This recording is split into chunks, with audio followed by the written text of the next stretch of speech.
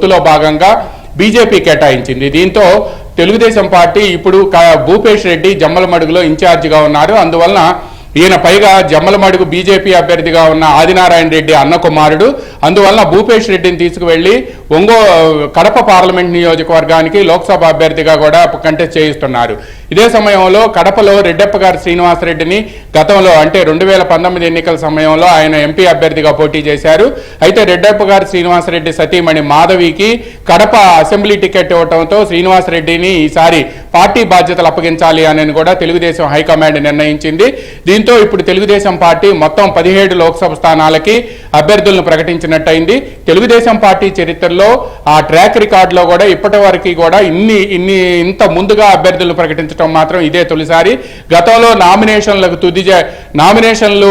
రేపు ఉందనంగా నామినేషన్ల తుది గడువు రేపు ఉందనంగా ఈ రోజు వరకు కూడా అభ్యర్థులను ప్రకటిస్తూనే ఉన్నారు. ఇక అసెంబ్లీకి సంబంధించి కూడా మొత్తం అభ్యర్థులను ప్రకటించారు. తెలుగుదేశం పార్టీ మొత్తం 144 అసెంబ్లీ స్థానాల్లో పోటీ చేస్తుంది. ఈ 144 అసెంబ్లీ స్థానాల్లో గతంలో దాదాపుగా 139 వరకు ఫైనలైజ్ చేసినప్పటికీ మరో 4 నియోజకవర్గాల్లో పొత్తులలో మార్పులు చేర్పులకు సంబంధించి కొన్ని నియోజకవర్గాలు అంటే 5, అదేవిధంగా మార్పులు చేర్పుల్లో మరో 4 మొత్తం 9 నియోజకవర్గాల్లో అభ్యర్థులను ఈరోజు ప్రకటించారు.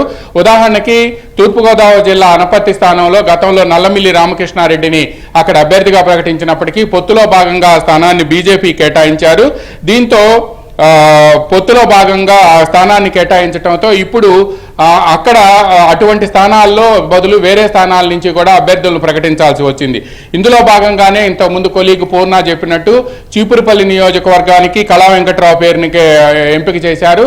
నిజానికైతే హెచ్చెర్ల స్థానం నుంచి కళా వెంకట్రావు పోటీ చేయాల్సి ఉంది. హెచ్చెర్ల స్థానాన్ని అక్కడ బీజేపీకి పొత్తులో భాగంగా కేటాయించారు. అదేవిధంగా భీమిలికి ముందు గంటా శ్రీనివాసరావుని భీమిలి నియోజకవర్గం ఆయన గతంలో విశాఖ నార్త్ నుంచి పోటీ చేశారు. అయితే విశాఖ నార్త్ బీజేపీకి కేటాయించారు. అక్కడ విష్ణుకుమార్ రాజు పోటీ చేస్తున్నారు. ఈ నేపథ్యంలో ఆయన భీమిలి కావాలని కోరారు. అయితే చీపురుపల్లి వెళ్ళాలి అని చెప్పి తెలుగుదేశం అధినేత చంద్రబాబు నాయుడిని ఆయన పిలిపించి మాట్లాడారు. అయితే ఇప్పుడు చీపురుపల్లి కాకుండా భీమిలి నియోజకవర్గానికి ఆయన కేటాయించి చీపురుపల్లిని కళా వెంకట్రావుతో పోటీ చేసి కళా వెంకట్రావుని అభ్యర్థిగా నిలిపారు. అదేవిధంగా పాడేరులో ఎస్టీ రిజర్వ్ నియోజకవర్గం దీనికి వెంకట రమేష్ నాయుడు అని చెప్పి ఆయన్ని అభ్యర్థిగా ఎంపిక చేశారు. అయితే అక్కడుండే గిడ్డి ఈశ్వరి ఆమె తనకు కావాలి అని చెప్పి పట్టుబడుతుంది. అయితే గిడ్డి ఈశ్వరికి పార్టీ బాధ్యతలు అప్పగించాలని చెప్పి టీడీపీ హైకమాండ్ నిర్ణయించింది. ప్రకాశం జిల్లా దర్శి నియోజకవర్గానికి కూడా గొట్టిపాటి లక్ష్మి పేరుని అనౌన్స్ చేశారు.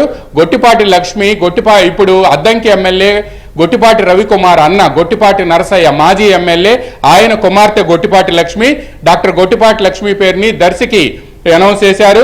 రాజంపేటకు సుఖవాస్ సుబ్రహ్మణ్యం పేరుని అనౌన్స్ చేశారు. అదేవిధంగా ఆలూరుకి వీరభద్రగౌడ్ పేరు అనౌన్స్ చేశారు. ఆదోని బదులు తమకు ఆలూరు ఇవ్వాలి అని చెప్పి బీజేపీ నిన్నటి వరకు పట్టుబట్టింది. అయితే ఆలూరు స్థానాన్ని ఇచ్చే అవకాశం లేదు అని చెప్పి టీడీపీ అధినేత చంద్రబాబు స్పష్టం చేయడంతో ఆలూరుకి వీరభద్రగౌడ్ పేరుని ఎంపిక చేశారు.